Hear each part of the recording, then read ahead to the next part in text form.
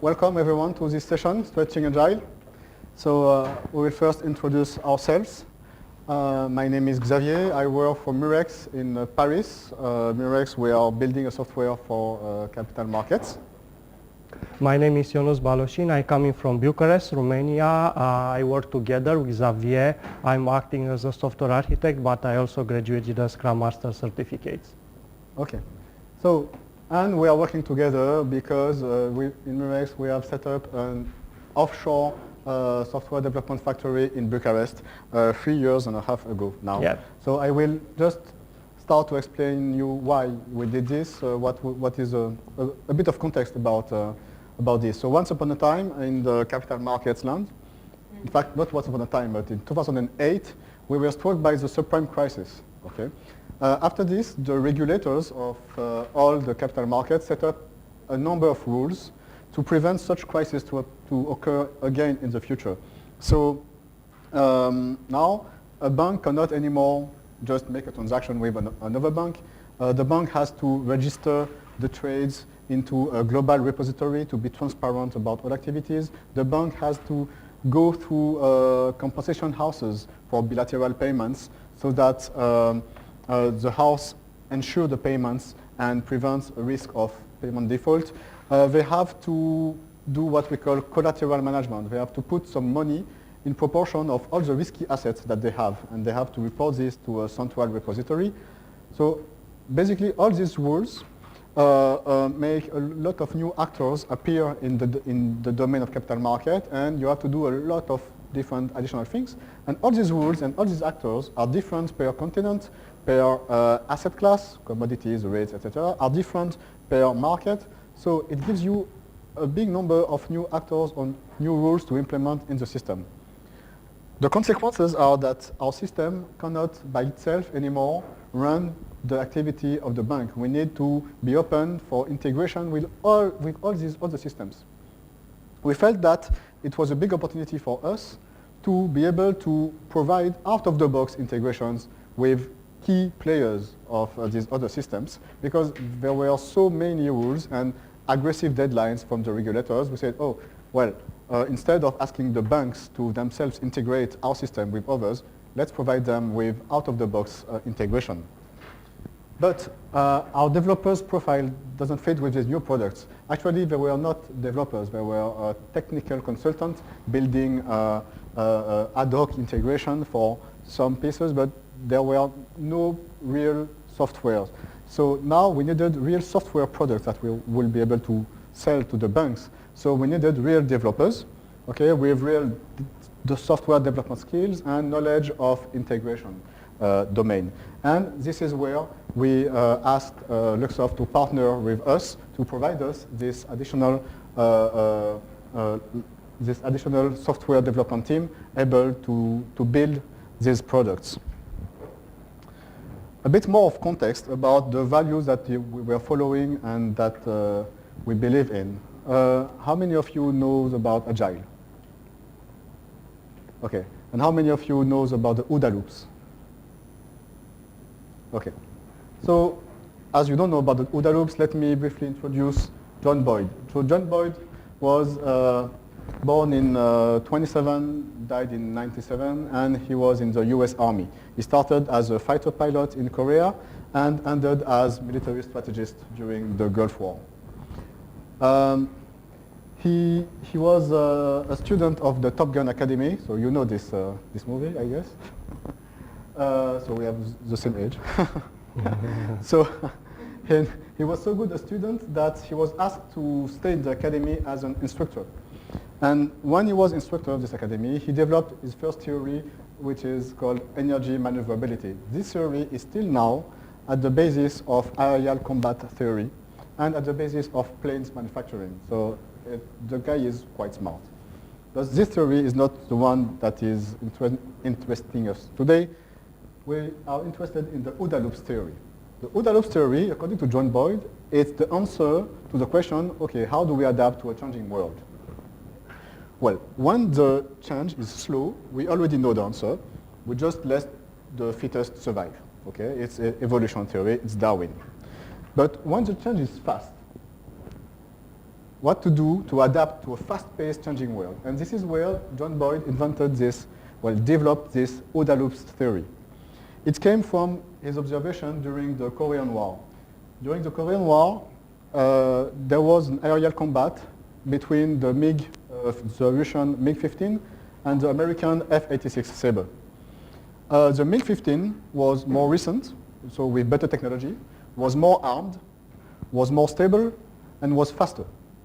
Okay?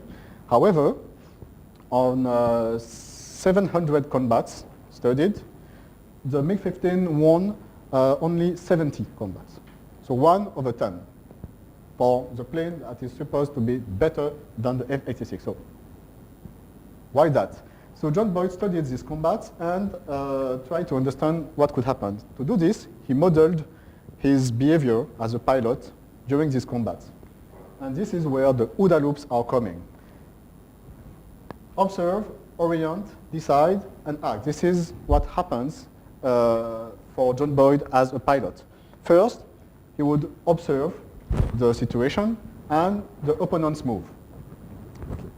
Then comes the orient phase. Orient phase is the phase that is unconscious.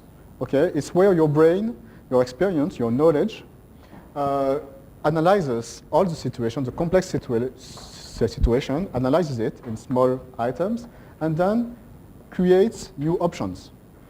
John Boyd calls this destruction and creation. You know, it's really analysis and synthesis to form the option. This is where your knowledge, your culture, your environment, your experience plays a role. It's completely unconscious. You just analyze and create options. Then you decide which option you will choose, or you decide to observe something else. And then you act. You act and you see the results of your actions in the outside world. You observe again, and then this is the OODA loop. Okay? What happened is that the American plane, the F-86, has a bigger windshield than the MiG-15, for one. And two, remember that the MiG-15 was more stable, so the American was less stable, and because it was less stable, it was reacting faster to the commands. So the American pilot would observe better, would act faster.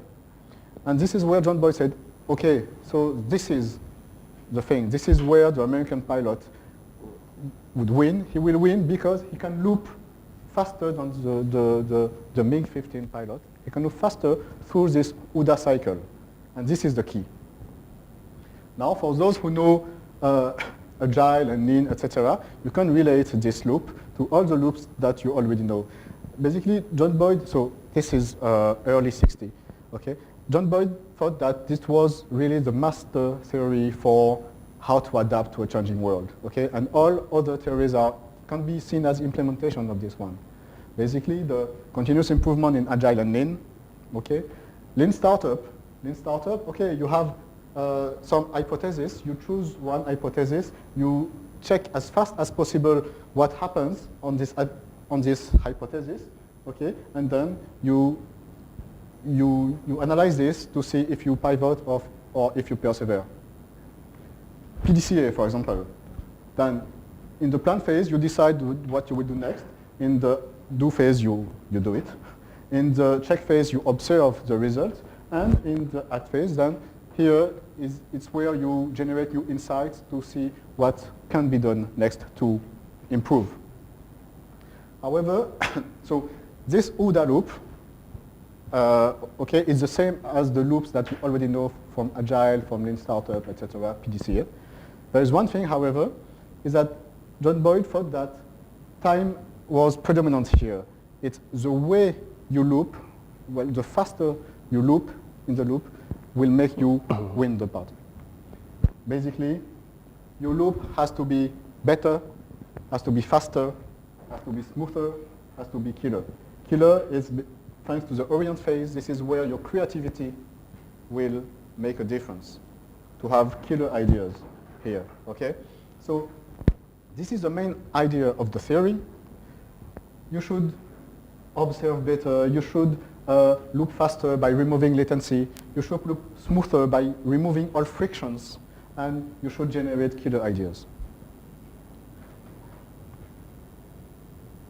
The problem is that in the context of this outsourcing factory, I don't know if you know this movie, it's the first buddy movie of history. You know the buddy movies? Two people don't like each other and then at the end they love each other, yes? This is the first buddy movie of history. It's called the Defiant Ones. It's in the America in 58. So in the Defiant Ones, Tony Curtis and Sidney Poitier, they are prisoners, okay? And it's during the segregation in America. They are chained together in the prison because a guard had some sense of humor. And they escape after an accident. And despite very, very opposite goals and cultures, etc., they are forced to collaborate to escape the guards and the dogs. I felt a bit like this when I started this project. I would be this one. I felt a bit like this because, okay, I just told you we have to remove latency, we have to remove friction, we have to observe better together, and then we are trying to do this together with two different places, with two different cultures, with even two different goals as companies, because we're not the same company. So we are trying to loop better, to loop faster, because we are trying to win this market opportunity, and aren't we adding another level of difficulty here? Okay? It felt to me very contradictory to remove latency and being two, to remove friction and being two, etc. Well, however, we don't have a choice. Well, if we don't do it, we die, basically. So instead of saying, no, this is not the situation where we can use the OODA loops, this is a situation where we can just do waterfall and it will be good. No, we decided to do it extreme instead of giving up. And Ionut will tell you how we do it. Yeah, okay, thank you Xavier for this great introduction. Let's continue to see, having now the theory in mind and the context of the OODA loops, let's see what we did together in order to be faster, smoother, to be killer. Initially when we started the collaboration, mainly 3 years ago, we were different companies with different mentalities, different backgrounds, different managerial structures. So everything was very, very different. But we needed this part of observation. So we need to observe the things in the same way.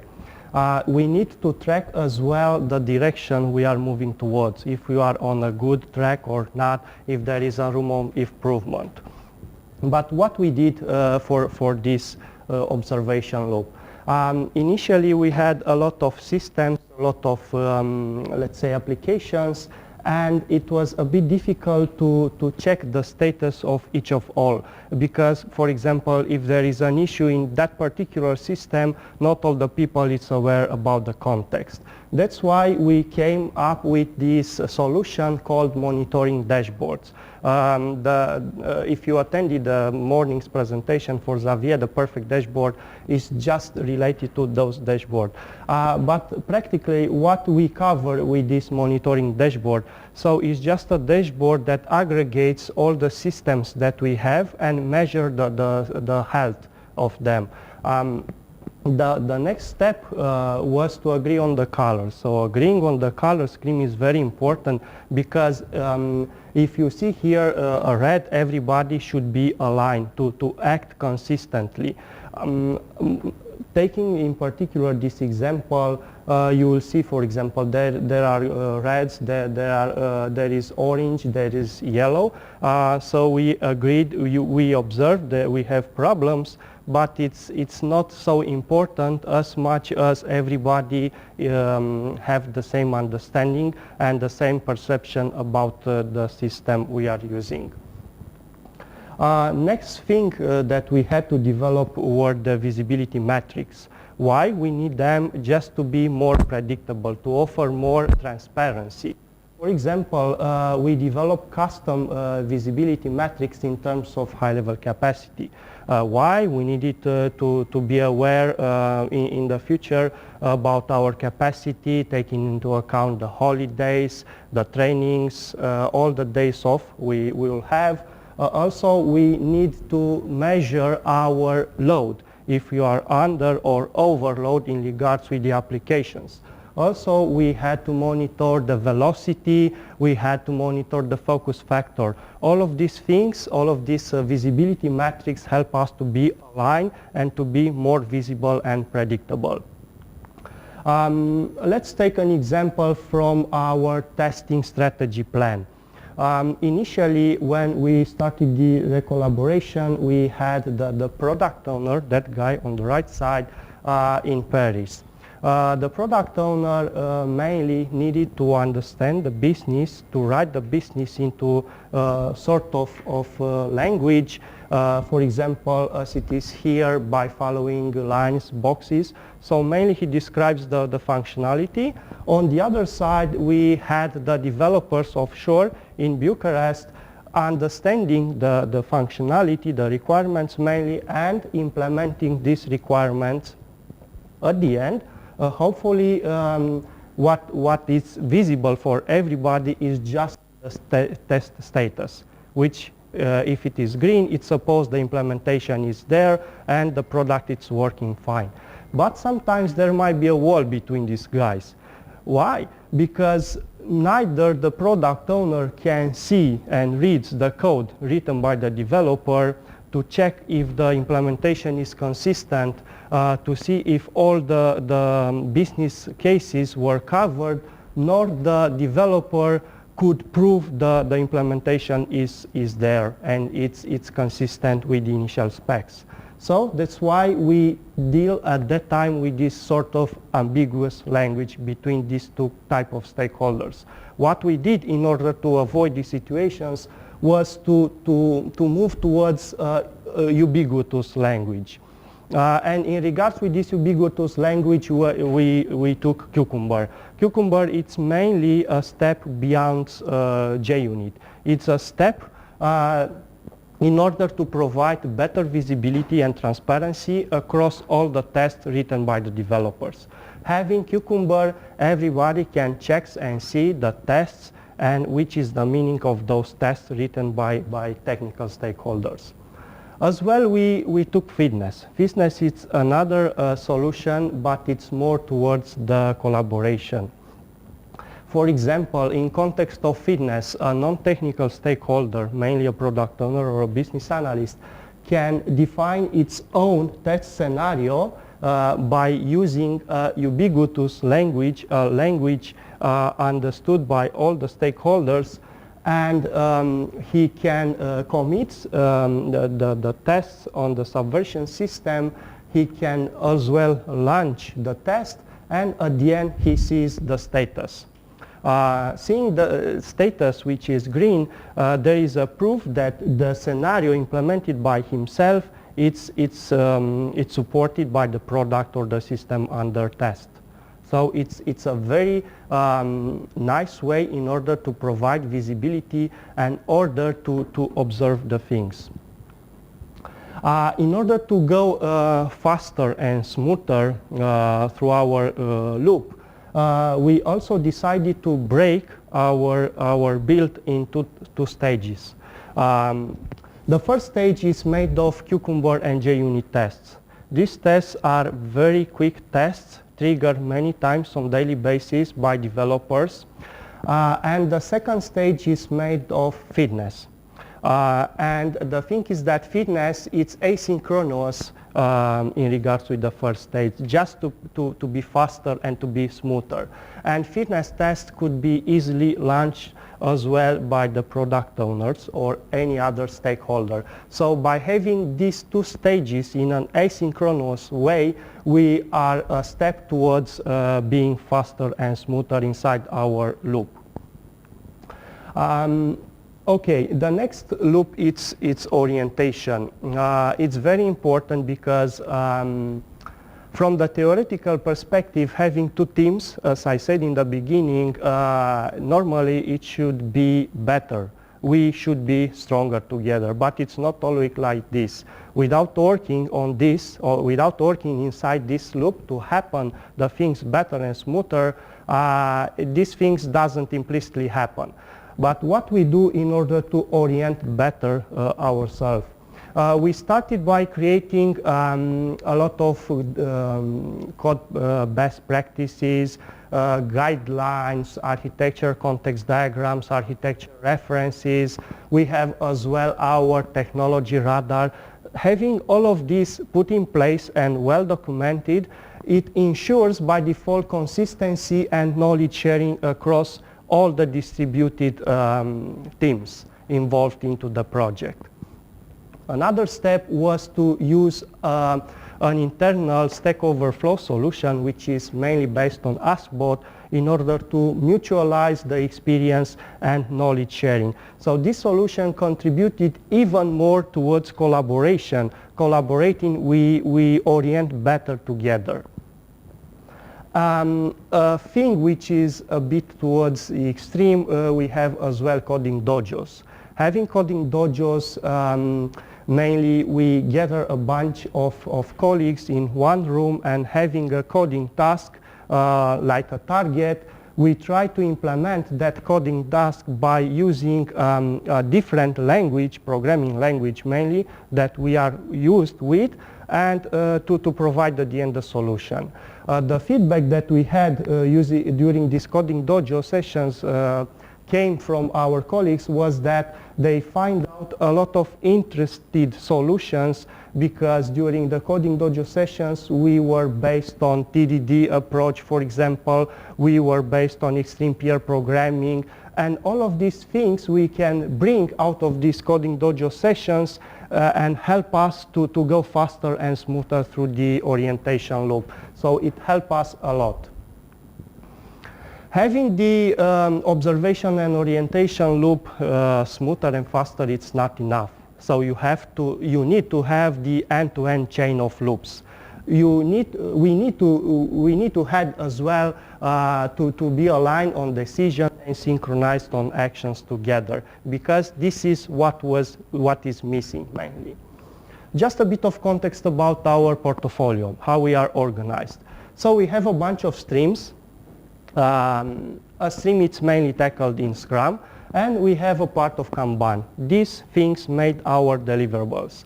And inside each team there is a part of Kanban, and as well every team has a number of streams. And now if we take a look over our structure from the team's perspective, we have technical teams led by a technical guy. In these two teams, for example, we could have as well a QA guy, and we have a pool shared of product owners. So in case of one stream that could fit in just one team, we keep that stream in that team, because it's even better. It helps the intra-team collaboration. But from the flexibility standpoint, if we deal with one stream that doesn't fit in just one team, we can go inter-team streams. So by having these inter-team streams, we also break the silos and increase collaboration. It helps us a lot in order to even more provide a more predictable throughput in terms of deliverables. So it's very useful for us. Having all of this said, I would agree we need to communicate. We need to communicate because only through communication we synchronize ourselves and decide together in a better way.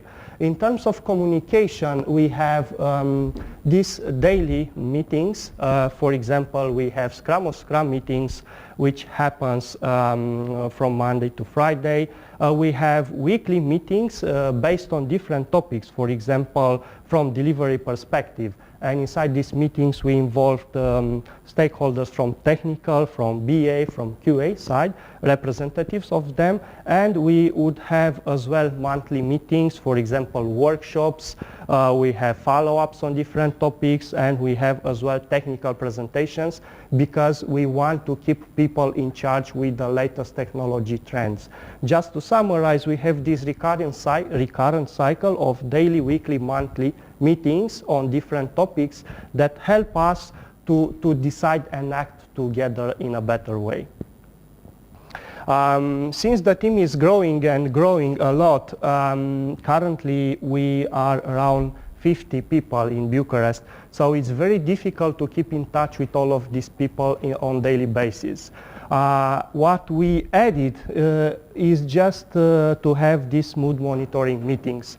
There are meetings when we try to discover the people's mood, the people's satisfaction just in time to isolate eventually risks that might appear in the future.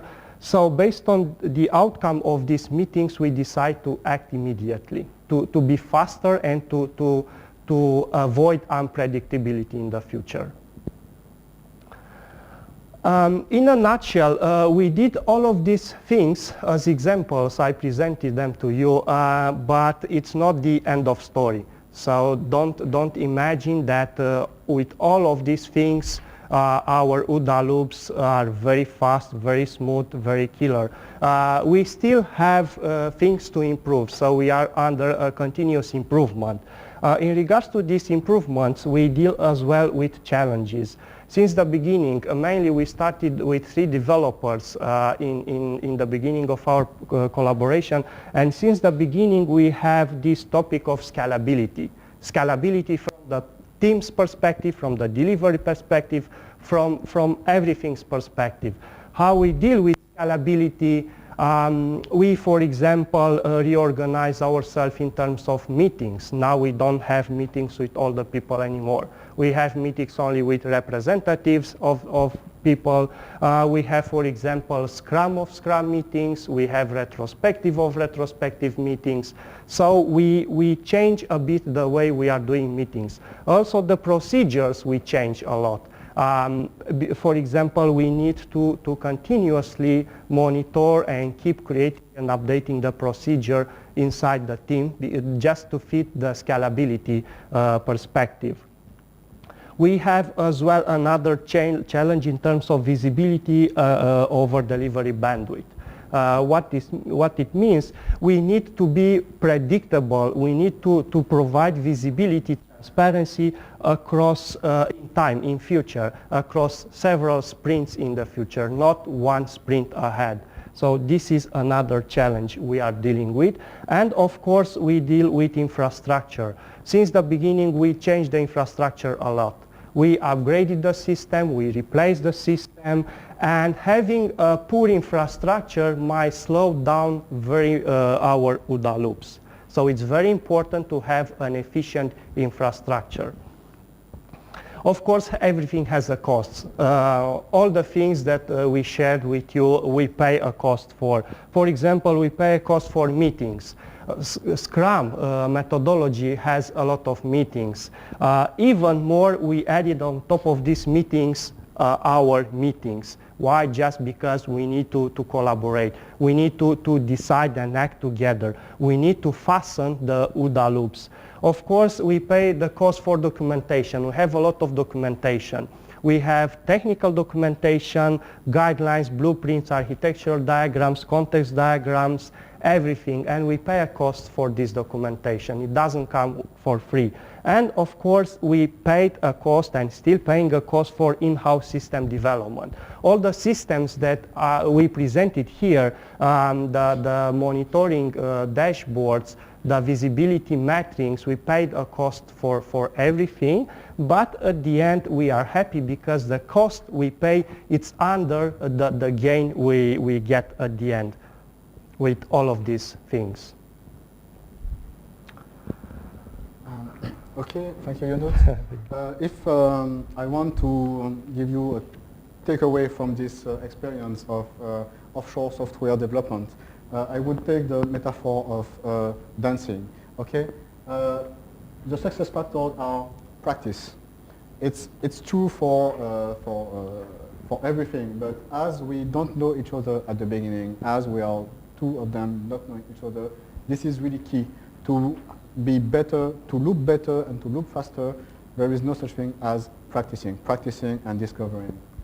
Synchronization, well, this goes without saying. This is really, really important to synchronize yourself when you are two different entities, and this is how we make our OODA loops smoother. And how do we make our OODA loops killer? Then we are two companies, okay, working offshore.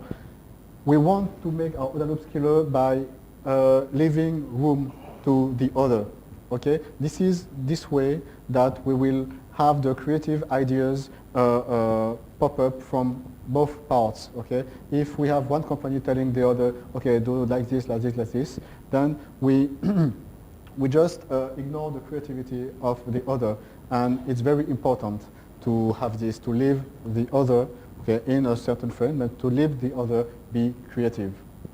Okay, this is a key success factor. So, big thank you to our sponsors and to our partners. And now if you have some questions, we'll be happy to answer them. Yes?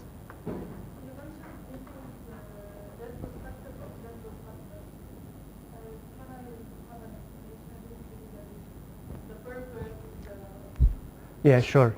Currently, we split this retrospective in retrospective of retrospective because having a retrospective with 50 people is not suitable anymore. It takes a lot of time, and based on our experience, some of the guys will be shy to speak in front of others. So it's a big audience. We thought to have retrospective internally inside each team and to gather the outcome of that, and to have another layer of retrospective with representatives from each team and to discuss the results and the actions.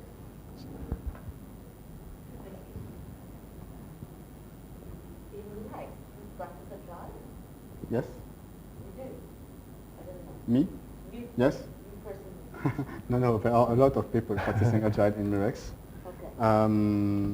Yeah. Okay, Not all of the company, but there is a program to move Agile to the whole company. Yes. But myself, I'm practicing Agile for a long time now. Mm-hmm. Other questions? No? So thank you very much. And Thank you. Pierre asked me to tell you to go directly to the big room. Okay? So thank you very much. Thank you.